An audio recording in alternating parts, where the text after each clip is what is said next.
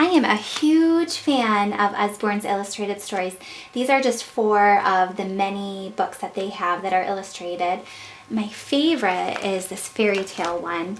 It has lots of classic fairy tales in it, and I think the illustrations are absolutely gorgeous.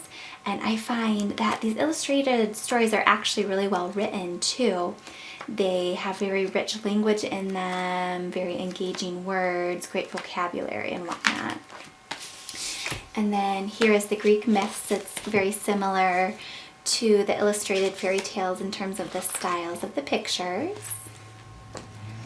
And then these are the Grimm's fairy tales. And these ones, there's more fairy tales in here, but there's less illustrations in them. And then these Aesop stories also have more stories in them. And they're actually categorized by the different topic. And there's a lot more of them in here as well, so more text and less pictures.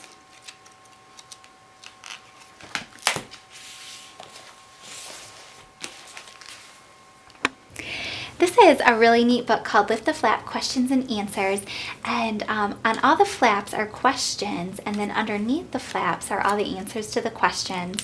And I'll read one right here. It's called, How Many Hairs Are There on My Head? And it says, roughly 100,000. Redheads have the fewest hairs, blondes have the most. So as you can see, the questions are fairly simple and explanations are fairly simple too, so it's not too overwhelming, but definitely some great information for those curious kiddos. Here is one of Usborne's drawing books, and these are really nice for kids who love to draw, kids who are not confident in drawing, or people like me who are artistically challenged and need a little guidance. But these are really nice because it breaks it down for you step by step on how to draw the different items in the book. And then down here at the bottom, it gives you a chance to draw on your own. So definitely a great book, great tool to use when kids are drawing or even with their writing at school. Here's one of our illustrated dictionaries. This is a first dictionary, so it's going to be a little bit simpler than some of the others. And the topic of this one is science, and we have some other topics. We have math and chemistry and biology and physics. So I love how this one does a great job having simple explanations of the topic and great supporting illustrations to go with it. This is a great book for kids who are curious about things and ask lots of questions. And I find that these illustrated dictionaries also make great homework helpers, whether your child is very interested in a topic like math or if maybe they need a little extra support in it. This is a great book to have on hand because you can just pull it out and look for the information that you need. This is a really fun book called The Story of Inventions, and this book is full of lots of different inventions and where they came from and who made it and how things have evolved over the years, and it's really fun and it has great pictures to go along with it too. Here is a collection of some of Usborne's nonfiction books. I feel like Usborne has probably some of the best nonfiction books that I've ever seen. There is a great variety to them. This first book that I'm going to show you is actually one of their beginner nonfiction stories, and it's got a nice balance of information and text, but not too much to overwhelm the child. And at the end of the story, there are some websites to visit to get more information, and it is monitored by Usborne, so they are going to be safe links for your child to do more searching on the solar system or whatever they may be studying. The next group of nonfiction books that they have they're considered discovery nonfiction books, and these ones are for slightly older children. There are more, there's more information in the stories, there's more text, the kids can dig a little bit deeper in these. And then just like the beginner nonfiction book, it also has some quick links to find out more information on the given topic of your discovery book. And then Usborne also has some wonderful, wonderful encyclopedias. I don't know if you remember back in the day when you would do your research projects and you'd have to go to the library and look through encyclopedias, write things down in notes, and these days everything is done on the internet. But it's so important for kids to have these types of books in their house, and it's really neat because they can just flip through the books and kind of see what strikes their fancy and, you know, get some information about it. And on all these different topics, it also has some internet links, also managed by Usborne, so you can go to this webpage and find out more information on whatever topic also interests you. And then this one is also neat, another science-based book. And what's neat about this is there are flaps everywhere that the kids will be able to move and open, and it'll give the kids more information about certain topics. So with all these different nonfiction books, there's actually quite a few different topics and whatnot that you can pick from. So there are a few of Usborne's nonfiction books.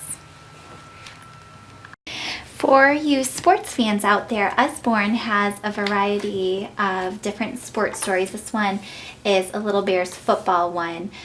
These sports stories kind of teach you a little bit about the different sports, but in a story format. And this particular one, the title is Little Bears, but they have some generic ones. They have some other sport team ones like Little Giants. And we have a hockey, baseball, and basketball ones as well. I love this book. It's called Do Nice, Be Kind, Spread Happy, and it's about acts of kindness for kids. And I'll read this beginning part to you. It says, "Congratulations. Now that you have this incredible book, you automatically qualify for membership in the Worldwide Kindness Club, a secret society of undercover agents with a common purpose, to spread happiness, smiles, magic, and a bit of mischief throughout our world by committing acts of ninja kindness. And do you know the most powerful thing about your acts of kindness? Kind acts make people happy, and happy people are nice to others, so the movement grows and grows." I'll give you a little peek at the inside, but this is full of ideas that your child can do for little acts of kindness.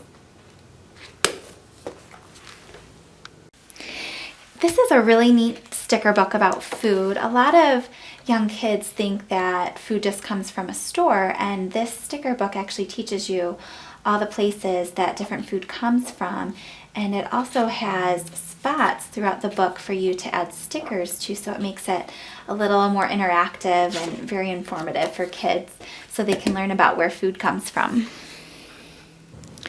You Choose is an incredible book. The author poses questions for you. So for example, it says, if you could go anywhere, where would you go? Then you've got this amazing illustration of lots of different places that your child can talk about. Who would you like for family and friends? Then as you can see, there's lots of different ideas on here. I find this book is great for problem solving, decision making, language development, and I think this is also just a great cuddle up book where you can just cuddle up with your child and read through it and talk together. And this is actually a book that I love to give as a gift too, because it's so unique and so fun for kids. This is called Secrets of the Seashore. There's a similar one called Secrets of the Apple Tree, and this tells all about some of the things that you can find along the seashore. What's really neat is you read the book and you look at the picture, but then you shine a flashlight through the back of the page and more things start to appear in the picture. I'll give you another example right here. So this is a very fun book and educational as well. Here's the Big Book of Big Machines, and this is one of many big books that Usborne has.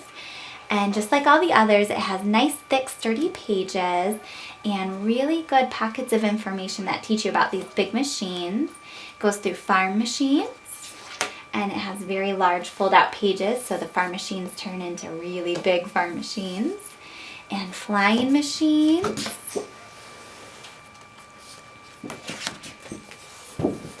and road machines, and building site machines, and dockside machines.